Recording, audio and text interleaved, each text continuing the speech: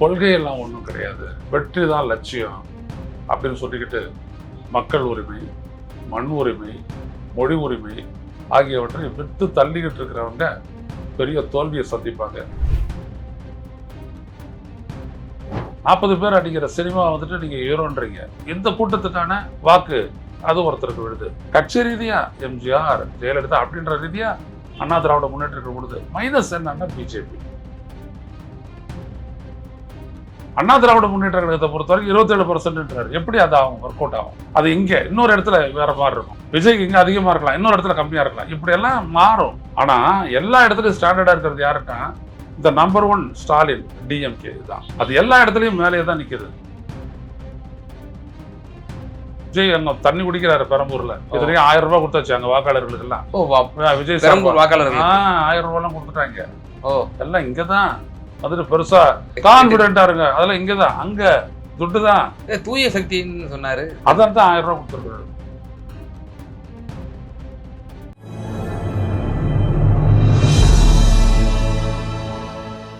Tamil news நேரல் கண்முடக்கம். இன்றைய சிறப்பு நேர்காணலில் நம்மோடு இணைந்திருப்பவர் மூத்த பத்திரிகையாளர், அரசியல் திறனாய்வாளர், மரியாதைக்குரிய திரு ஐயநாதன் சார். சார் வணக்கம். வணக்கம். தமிழக மக்கள் அனைவரும் இந்த மே 4 ரிசல்ட் என்ன, கொஞ்சம் எக்ஸாக்டா நம்பரை சொல்லியிருக்கேன் அப்படிங்கிறது. இந்த எக்ஸிட் போல்ல இதுவரை கண்டிராத அளவுக்கு ஒரு மக்கள் மத்தியில் ஒரு பெரிதும் எதிர்பார்ப்பு இந்த தேர்தலில் இருந்துச்சு. பல விதமான கருத்துக்கள், பெரும்பான்மையான கருத்து கணிப்புகள் வந்து திமுக ஆட்சி அமைக்கும், இன்னும் சில ஊடகங்கள் அதிமுக வரும், இன்னும் ஒரு சிலர் வந்து தாவேக்கு அப்படியே புரட்டி போட்டுரும் அப்படின்ற மாதிரிலாம் வந்துச்சு. இப்போ நீங்கள் ஆஸ் அ சீனியர் ஜேர்னலிஸ்டா இந்த மே 4 ரிசல்ட்டை எல்லாரும் உற்று நோக்கி காத்துட்டு இருக்கோம். உங்களுடைய எக்ஸ்பெக்டேஷன்ஸ் எப்படி சார்? இன்றைக்கு மே தினம். அதிர்ஷ்டத்தை நம்பாமல், அதிசயத்தை எதிர்பார்த்து காத்திராமல், தம் உதிரத்தை வேர்வையாக சிந்தி உழைக்கக்கூடிய விவசாயி முதல் தொழிலாளர் வரை இந்த உலகத்தை செதுக்கிய மாபெரும் விடயம் உழைப்பு. அந்த உழைப்பாளிக்கு கிடைத்த அங்கீகாரம், உரிமை மே தினம். உங்கள் அனைவருக்கும் எனது வாழ்த்துக்கள். இதெல்லாம் எதுவுமே நான் சொன்னேன் இல்லையா, அதிசயத்தை நம்பி, அதிர்ஷ்டத்தை நம்பி, அரசியல் புரியாம, மக்கள் மீது அக்கறை இல்லாம, ஆனா எனக்கு எல்லாம் வந்துடும், நம்புங்க, நம்பிக்கையோட இருங்க, எல்லாம் வந்துடும் அப்படின்னு சொல்லக்கூடிய யாரா இருந்தாலும் அவர்கள் மே 4ஆம் தேதி பெரும் ஏமாற்றத்தை சந்திப்பார்கள். அது இருவேறுபட்ட கருத்தே இல்லை. அது யாரா இருந்தாலும் சரி, ஒரு தனி மனித, ஒரு சட்டப்பேரவை உறுப்பினராக போட்டியிட்டவனாக இருந்தாலும் சரி, வேட்பாளராக இருந்தாலும் சரி, ஒரு கட்சியினுடைய தலைவனாக இருந்தாலும் சரி, யாராக இருந்தாலும் சரி, இந்த மக்களுடைய எதிர்பார்ப்பு அதை எந்த அளவுக்கு நிறைவு செய்யணும், அதில் எந்த அளவுக்கு அக்கறையோடு நேர்மையோடு நிறைவு செய்திருக்கிறாங்களோ அவர்கள் வெற்றி பெறுவார்கள். அதுவும் மே 4ஆம் தேதி தான் நிகழும். மூன்றாவதாக, கொள்கையெல்லாம் ஒன்றும் கிடையாது, அதெல்லாம் ஒன்றும் கிடையாது, வெற்றி தான் லட்சியம் அப்படின்னு சொல்லிக்கிட்டு மக்கள் உரிமை, மண் உரிமை, மொழி உரிமை ஆகியவற்றை விட்டு தள்ளிக்கிட்டு இருக்கிறவங்க பெரிய தோல்வியை சந்திப்பாங்க. அதுவும் மே 4ஆம் தேதி தான் தெரியும். எனவே இந்த மே 1ஆம் தேதி, மே 4ஆம் தேதி நினச்சிக்கிட்டு இருங்க, எல்லாம் சரியா போயிடும். வேற ஒன்றும் கவலைப்பட வேணாம். நான் ஒன்றும் சோழியை போட்டு உருட்டி சொல்றதுக்கு ஆள் கிடையாது. அடுத்தபடியா இல்ல, நாடாளுமன்ற தேர்தலாம் நீங்க தெளிவா துல்லியமா நீங்க தான் கணிச்சீங்க தமிழ்நாட்டுல பத்திரிகையாளர்கள்ல. இந்த வாட்டி ஒரு மிகப்பெரிய ஒரு ஷிஃப்டிங் ஆகும் ஓட்ஸ் அப்படின்னு சொன்னீங்க. ஃபார் எக்ஸாம்பிள் அந்த எம்பிசி ஓட்ஸ் ஷிஃப்டிங் ஆகும், காங்கிரஸ் இந்த வாட்டி 100 கிராஸ் பண்ணும், பிஜேபி மெஜாரிட்டிலாம் வராது அப்படின்னு நீங்க தான் சொன்னீங்க. ஸோ ரிசல்ட்ஸ் பார்த்தோம், நீங்க சொன்னது அப்படியே நடந்துச்சு. அந்த அடிப்படையில் இந்த சட்டமன்ற தேர்தலில் எப்படி நீங்க பாக்குறீங்க? இந்த சட்டமன்றத்தில் நான் சொன்னதுதான். ஒரு பக்கம் ஸ்டாலின் வந்துட்டு, தமிழக முதலமைச்சர் ஸ்டாலின் வந்துட்டு தான் செய்த சாதனையை வச்சுக்கிட்டு 1/2 மணி நேரம் பேசுறாரு. அடுத்தபடியாக ஒரு 10 நிமிஷம் விமர்சனத்துக்கு கொடுக்குறாரு. தெளிவாக பேசுறாரு. நான் இதை செஞ்சேன், இதை செஞ்சேன், இதை செஞ்சேன், இதில் நீங்கள் பலன் பெற்றீங்க, இதை விட அதிகமாக செய்வேன், அது கூடுதலாக அவர் புதுசாக கொடுத்துருக்கக்கூடிய அந்த வாக்குறுதிகள் இதெல்லாம் எடுத்துக்கிட்டு அதை அவர் பேசுகிறாரு. இன்னொரு பக்கம் எடப்பாடி பழனிசாமி வந்துட்டு இவரை வந்துட்டு விமர்சனம் பண்ணுறாரு, திட்டுறாரு. அவர் அதை பண்ணார், அதையும் மக்கள் கேட்டுக்கிட்டு இருந்தாங்க. மூன்றாவதாக விஜய் இருக்கிறாரு, ஸ்டாலின் சீமான் இருக்காரு, அப்புறம் அன்புமணி ராமதாஸ் இருக்காரு, என்ன மற்றவங்களாம் இருக்காங்க. இவங்கெல்லாம் என்ன அப்படின்னோம்னா இருக்கிற எல்லாருமே திட்டுட்டு தாங்க தான் பியூர் டென்ட் அப்படின்ற மாதிரி இவங்க வராங்க. ஸோ இதெல்லாம் வந்துட்டு மக்கள் மத்தியில் நிராகரிக்கப்படும்.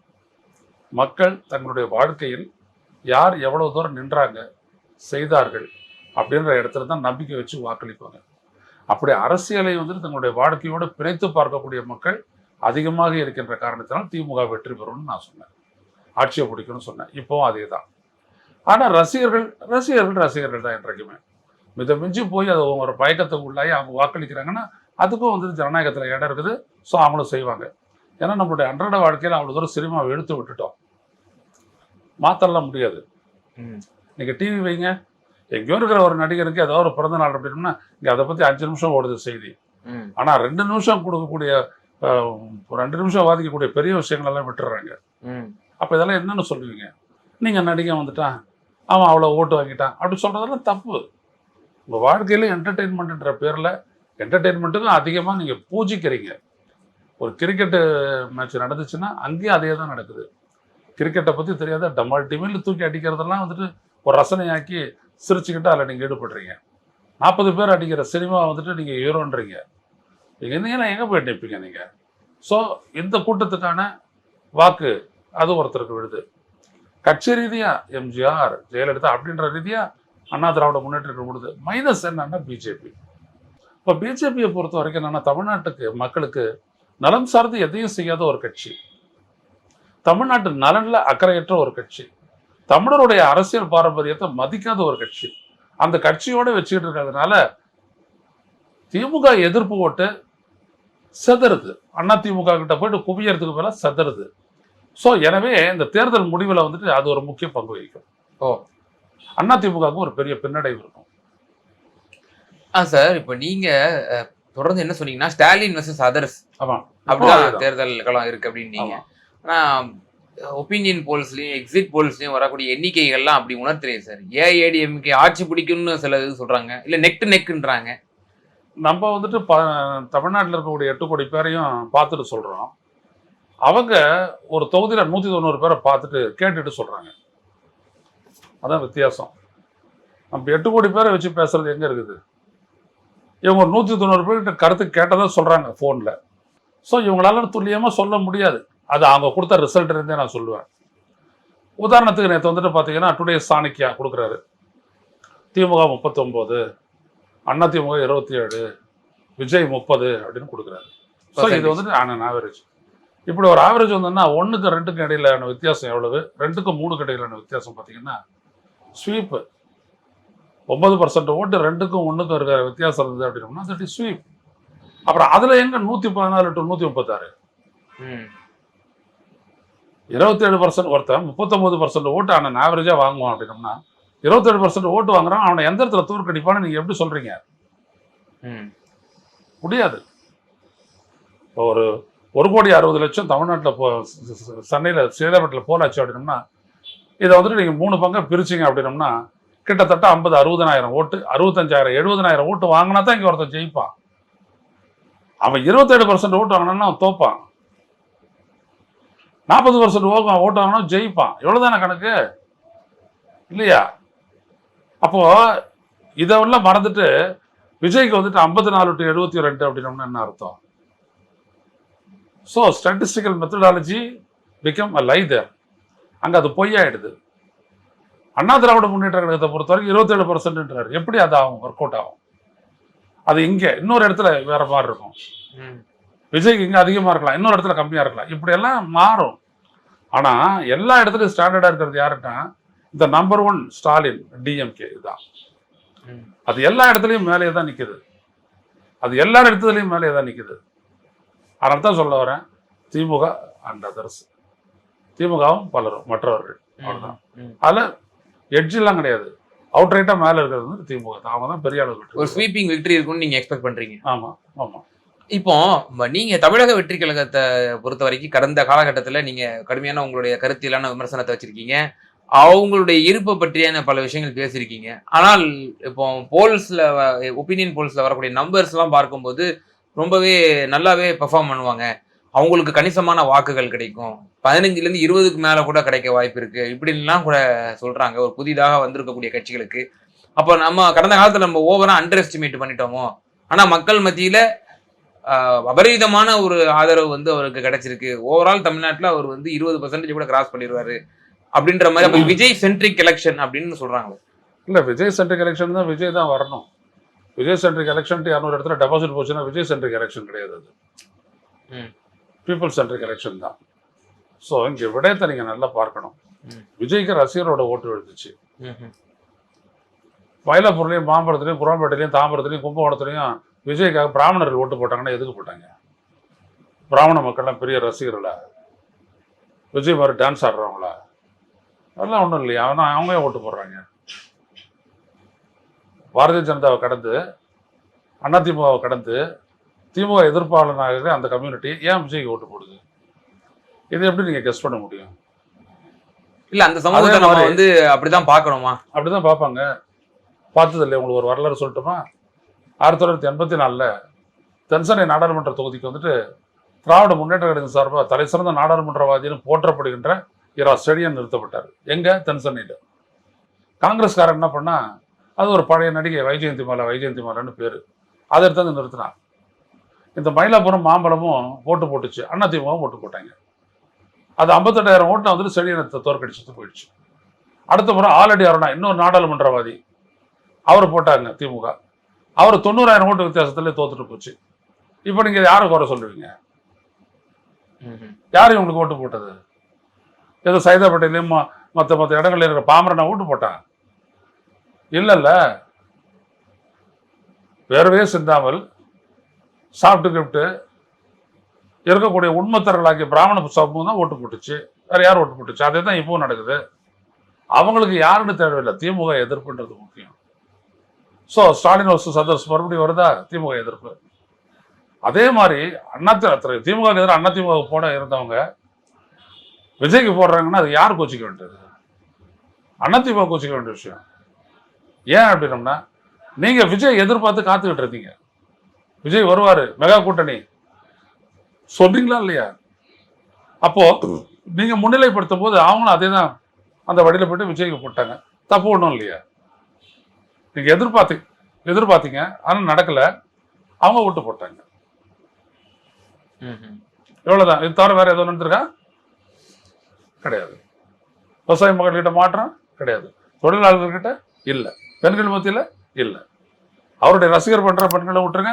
அதே மாதிரி அப்பர் மிடில் இன்கம் குரூப் அவங்கெல்லாம் அரசியல் எடுத்து நடந்தாலும் அவங்களுக்கு கவலை இல்லை. ஓட்டு போடுற அன்னைக்கு அவங்க ஊருக்கு போறவங்க ஜாலியா அவங்கெல்லாம் வந்துட்டு ஓட்டு போடுவாங்க. ஏன்னா அவங்களுக்கு வந்துட்டு ஏழைகளுக்கு எது செஞ்சாலும் அவங்களுக்கு அந்த இடத்துல பேதியாகும். அந்த மாதிரியான ஒரு சமூகம் நம்ம இந்தியாவில் அப்படி இருக்கு. இப்போ இவர் அரசியல்வாதி தான் ஸ்டாலினும், மோடி அரசியல்வாதி தான். இவர் நலத்திட்டங்கள்ன்றாரு, அவரு ரேவடி கல்ச்சர்ன்றாரு, அல்வா கொடுக்கறதுன்றாரு அவரு. ஆனா அதே ரேவடி கல்ச்சர் அவங்க ஆளக்கூடிய மாநிலங்களையும் கொண்டு வராங்க. ஓட்டு வாங்கணுமே, அப்ப பிச்சை எடுக்கலாம்ல, அதை அவர் செய்யறாரு. 10,000 கணக்குல போட்டாரு, இப்ப 3,000 ரூபாய் சொல்லி இருக்கிறாரு. வெஸ்ட் பெங்கால். ஏன் சொல்லணும்?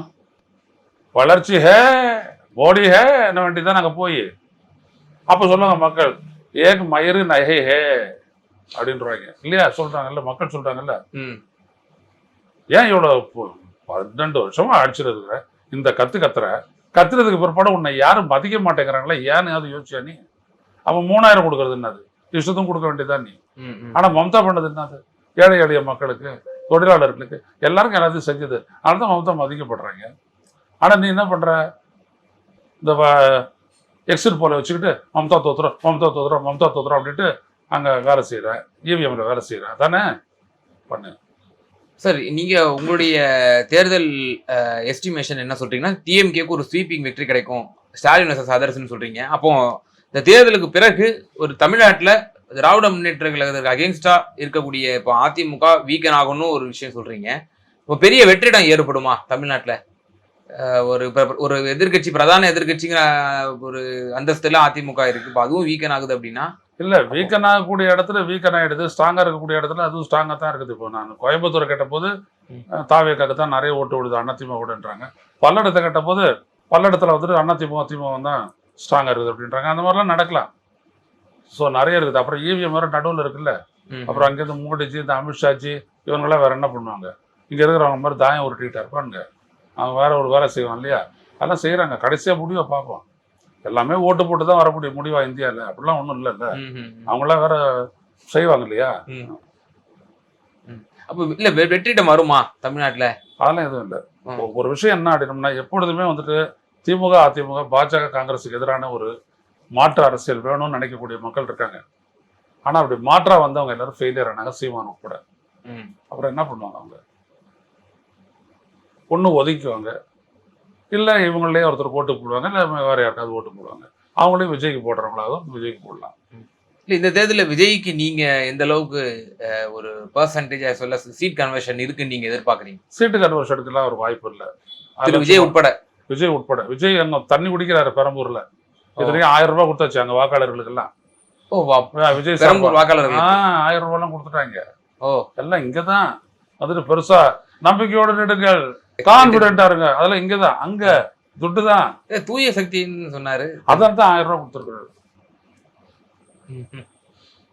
1000 ரூபாய் கொடுத்துருக்காரு. அப்ப சீட் கன்வர்ஷன் கிடையாது. பெர்சன்டேஜ் வைஸா நீங்க என்ன எக்ஸ்பெக்ட் பண்றீங்க? அதெல்லாம் தேவையில்லைன்ற.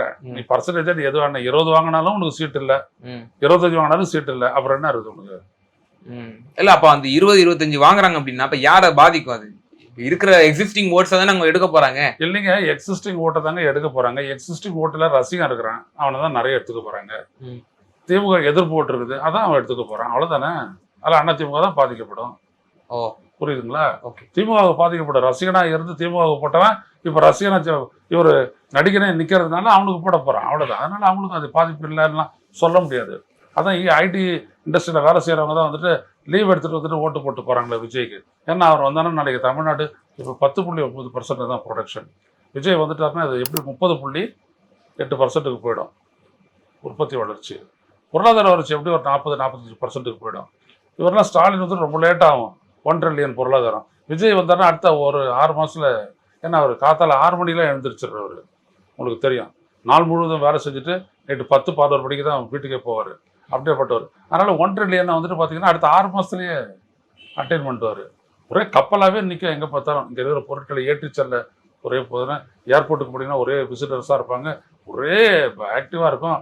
சும்மா இங்கேருந்து குரோம்பேட்டை போகிறது கூட ஹெலிகாப்டரில் தான் மக்கள் போயிட்டு வருவாங்க. அந்த மாதிரிலாம் அது அவ்வளோ பெரிய இம்ப்ரூவ்மெண்ட் ஏற்படும். அதனால் அவங்களாம் போட்டிருக்கிறாங்க. ஃப்ளைட்டை பிடிச்சி வந்து, ட்ரெயினை பிடிச்சி வந்து, பஸ்ஸை பிடிச்சி 4000 ரூபா டிக்கெட்டு கொடுத்து வந்து போட்டு போயிடுறாரு. நிச்சயமா சார், வரக்கூடிய 4ஆம் தேதி தேர்தல் முடிவுகள் வர இருக்கிறது. உங்களுடைய அது பற்றிய பல தகவல்கள் மற்றும் அனாலிசிஸை ரொம்ப விரிவாக தெளிவாக எங்கள் நேயர்களுக்கு பகிர்ந்தீங்க. ரொம்ப நன்றி சார்.